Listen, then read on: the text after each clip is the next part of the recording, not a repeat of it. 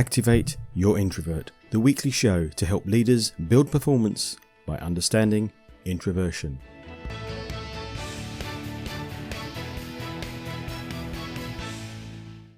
This week's episode has a slightly different format. After all, it's nearly Christmas. Stop. Don't log off yet. It's still full of content. Because although it's December the 23rd, I hope you're listening because, number one, you might be working, and learning is part of your day, and you'll soon be stopping for Christmas. Maybe you're not working, hooray! And view this show as a show that's packed with ideas about introversion and leadership, but it's light enough to listen to, and you're not working. And number three, you're listening to a recording, and you've enjoyed your Christmas. Whichever answer you have, let's look forward to today's show. 2 discussions with 2 of this year's most popular guests, reflecting on what they've learned in 2021, and they're expecting in 2022. A song, and that's because you asked for it. I'm the introvert who would rather not be doing it. Don't worry though, it comes right at the end of the show, so when I start singing, you'll know there's nothing you're going to miss if you log off. And no, it's not a Christmas song, but it does follow on from last week. Also, thinking about interviewing for new staff. But before we get into what's been an interesting year, I think there's been quite a bit in the news just this week. Travelodge, the UK hotel chain, it revealed its strangest requests from guests, including, where does the Welsh rarebit live? Can you arrange afternoon tea with pandas? What time can we see the snake on Snake Pass in Derbyshire? One guest asked a member of staff to sing in the next room to check he had a quiet enough room. And one person was asked to get the seagulls to sing instead of squawk. Now, I love the idea of where the Welsh rarebit lives, but I especially love that last one, getting seagulls to sing, not squawk. Perhaps it's a bit like expecting introverts to suddenly be loud, garrulous and taking over in your team meetings. Unless, that is, you do something to improve the meetings first. This year, in the annual bird competition in New Zealand, that's for the Bird of the Year, the winner was the Peka Peka Tururoa, also known as the long-tailed bat. The bat, which is close to the size of a thumb and with a wingspan of a human hand, was awarded the honour of the best bird of the year to raise awareness of the threats they face, apparently. Is it the bat or bird equivalent of an ambivert? Although there are those that say ambiverts are more related to the Yeti in that they don't exist. I look at it and say there's a spectrum from introvert to extrovert, and ambivert is somewhere in the middle. Where you draw the cut-off line might be more interesting a discussion than pretending ambiverts don't exist. And one final thing in the news. Job interviews. A job interview can be a daunting prospect at the best of times. Let's be honest, you can remember when you were last interviewed. In October, in a small town in Alabama, USA, those applying to become a police officer had an especially intimidating experience. Morgan Freeman, the actor, was one of the people on the interview panel. The 84-year-old actor helped to question prospective officers. He had a hat on and was kind of sitting back. When he introduced himself, it was almost like an old, candid camera scene. Would you be intimidated, perhaps awestruck, or even just shocked? If so, would you have performed at your best? I know it's kind of funny, but there's a serious thought to this one too. When you are interviewing, your role is to get the best performance out of each candidate so that you can make the best decision. How do you ensure you get the best candidate for your role? Many introverts perform very well in a situation even when they're with the public and performing.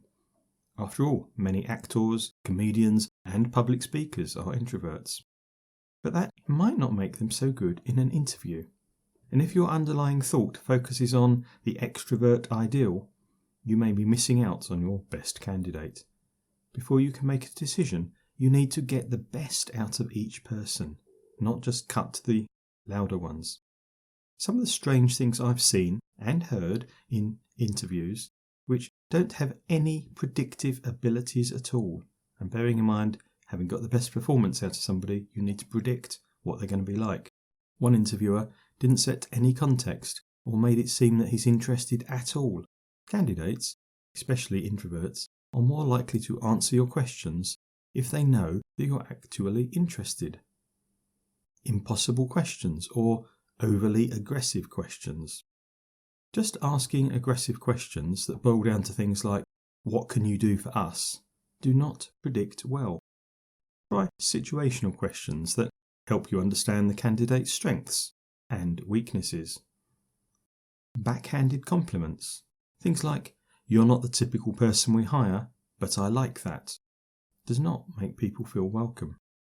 Other things like, "Let me give you some advice," and "You remind me of a younger version of myself," don't even begin to be useful.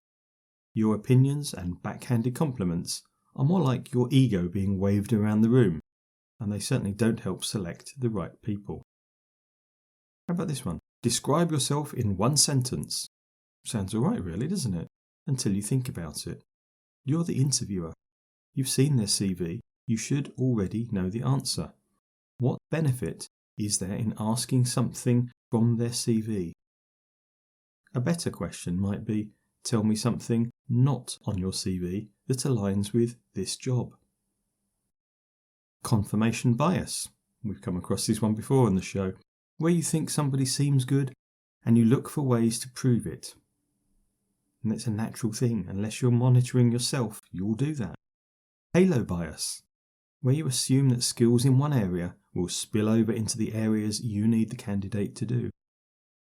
And of course, finally, extrovert bias, where you think the most talkative and energetic person must be the best fit because... Maybe one of the things you might aim to do next year is improve the recruitment you do. I can't count the number of times leaders have said to me they have a recruitment problem. Perhaps they just need to stop and recruit better. But speaking of this year and next year, let's chat to Daisy. Daisy Simonis has been one of the most popular guests for 2021, and I'm honoured to start to consider her as a friend. She teaches introverts to boost their people skills in order to advance their careers.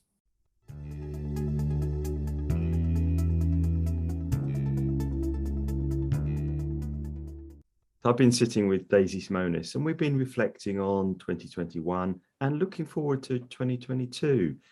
Daisy, what have you learned? What's happened, do you think, in 2021 when it comes to introversion? I've learned that a lot of people have discovered that they might be more introverted than they thought previously, mainly because of how we've adjusted to working post in this new COVID world, and how some people have really enjoyed being by themselves, not being in the office every day, which is quite lovely to hear that people are having a bit more self-discovery and finding out what actually brings them happiness. So I think, it's been quite nice for introverts. Yeah, I agree. And I've seen lots of people have said to me, both extrovert and introvert, funnily enough, have said, some of the extroverts have said, I've enjoyed some of the time on my own, not all of it. And of course, many people who are perhaps were underlying towards the introvert end have definitely found it a great period of time. Yeah, for sure. I think hopefully we can find a happy medium soon, whether that's 2 days in the office or working from home, but seeing people outside rather than either going full-blown extrovert, which it was, I think, before, or full-blown introvert, which it was during lockdown, and neither of which is very healthy long-term.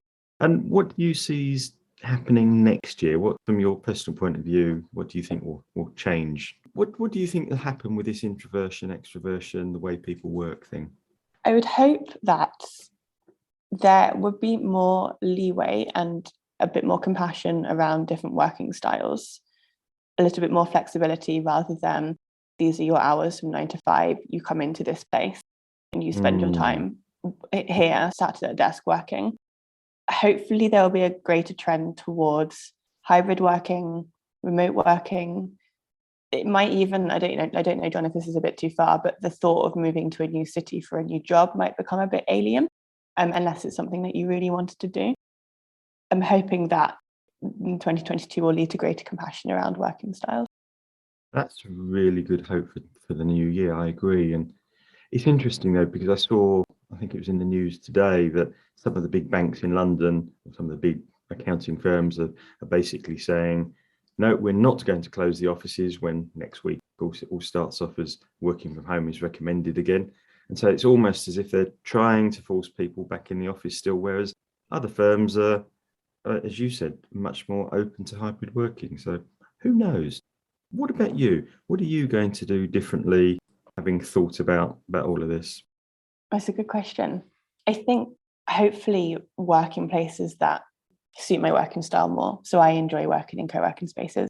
I like the combination of having people around me that I know, but also being able to go to another room or go and sit on the sofa or go and sit in the kitchen or whatever that isn't my home and work there and have that freedom. So prioritizing a really nice work environment is something that will be important to me. And again, that's quite interesting because effectively, there's Daisy, a self-declared introvert, saying it's nice to have people around you that you know. How does that work? Because that would be what many people go, oh, you can't be an introvert if you do that. Oh, yes. Well, you and I have talked about these introvert myths many times, John. Ridiculous stereotype that introverts don't like people. Of course we do. We're social creatures. I love working with people from different industries, different backgrounds, different companies. And I also love having the choice to walk away if I want to. I think for me, that's the big thing. If you're working in an office, like an open plan office for a company, you can't just get up and go somewhere else if you fancy it. But in a co-working space, if I get getting too much stimulation from the people around me, I can just move. Thank you so much and have a great 2022. Thank you, John. That introvert myth that keeps going around that introverts might not like things like co-working spaces. So really great for you to acknowledge that one and bring that one out, Daisy. One of the other great friends I've found this year, we've been working together occasionally for the last couple of years, but I'm now very proud to call Joe Rawbone a friend and a colleague. In fact, so much so that next year, not going to give away too much yet, but next year, Joe and I will be doing a monthly live show. But in the meantime, let me introduce you to Joanna Rawbone, who is a change agent, leadership expert and advocate for introverts.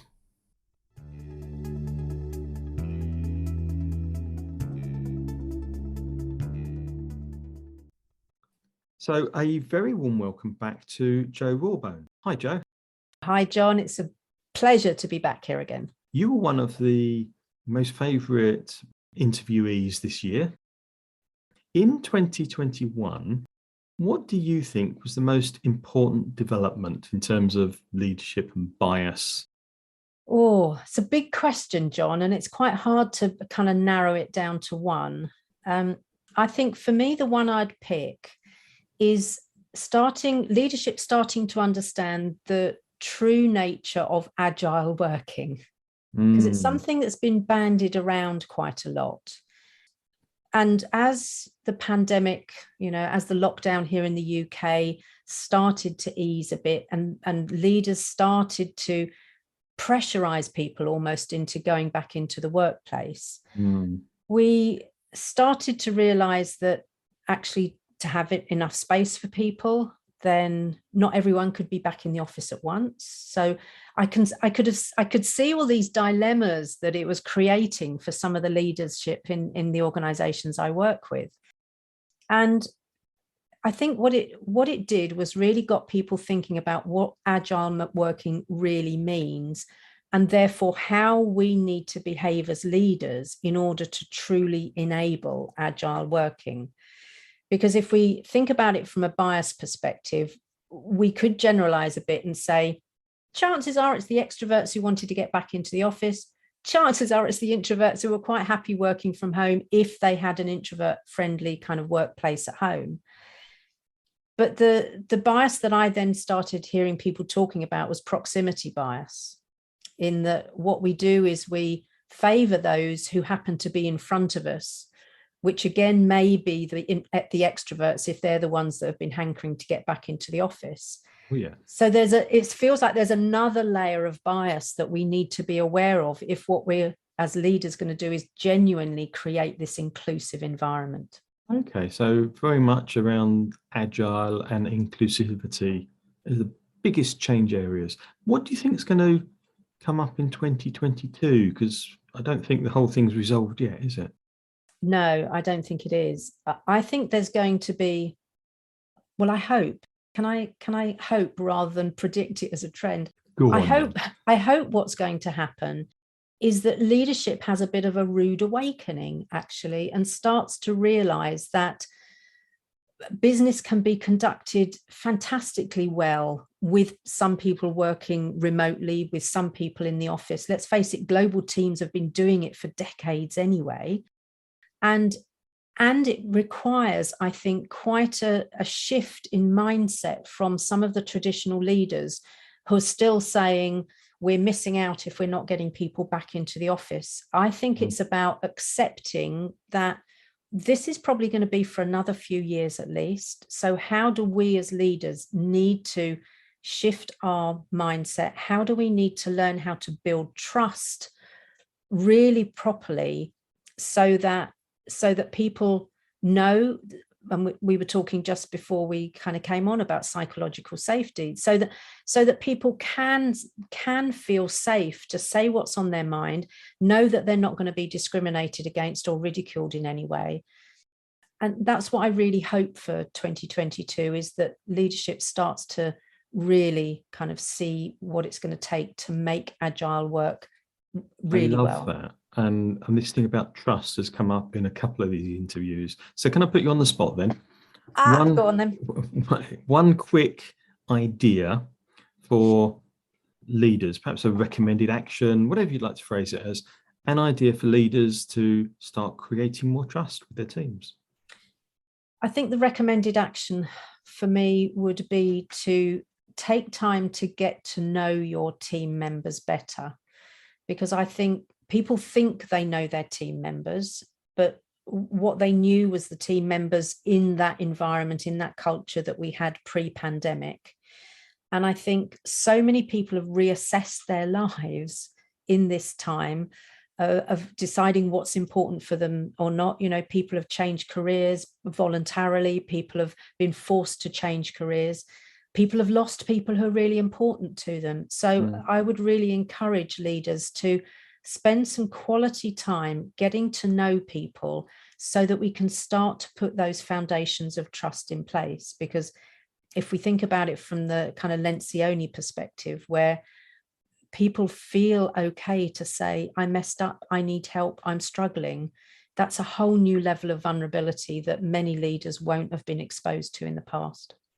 Love that action, because it's so clear that things have changed. So it is, as you said, about finding ways of rechecking, because people have changed. Yeah. But that doesn't mean another one of those lovely old 3-day team building courses. No, please not. Please not.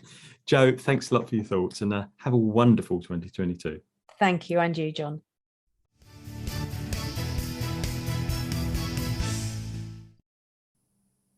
So this is where it might all go wrong now, and I might lose every one of the listeners I've ever had, apart from the people that asked me to sing. Last week I was talking about the issues of things just passing you by because you weren't thinking about them, and I quoted the back end of a song that I knew from campfire days, and I promised I'd sing it if people asked. That was really silly of me, wasn't it? So here we go, and if you don't want to hear my singing, you can stop listening now.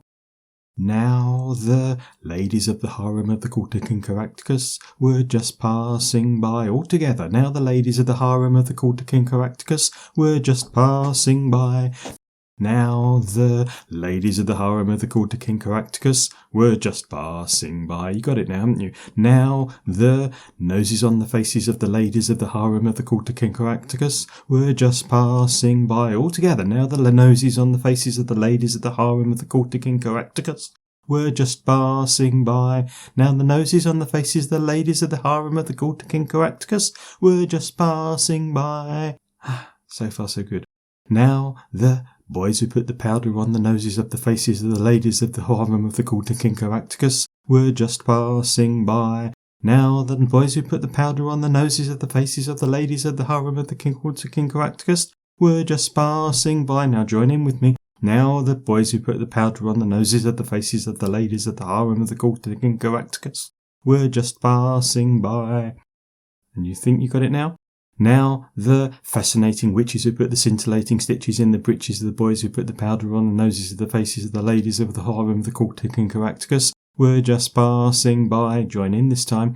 Now the fascinating witches who put the scintillating stitches in the breeches of the boys who put the powder on the noses of the faces of the ladies of the harem of the cultic and Caractacus were just passing by. And one more time just for luck. Now the fascinating witches who put the scintillating stitches in the breeches of the boys who put the powder on the noses of the faces of the ladies of the harem of the cultic and Caractacus were just passing by. Now, if you want to take some pictures of the fascinating witches who put the scintillating stitches on the breeches of the boys who put the powder on the noses of the faces of the ladies of the cultic and Caractacus, you're too late, because they've just passed by. It's definitely time to stop. Have a great Christmas. I'm John Baker. Thank you for listening to Activate Your Introvert. And that's it for this week. Have a fantastic Christmas. I'll be back on New Year's Eve with some interviews about leadership with Ben Drury, Claire Haynes and Will Kintish. Have a great Christmas.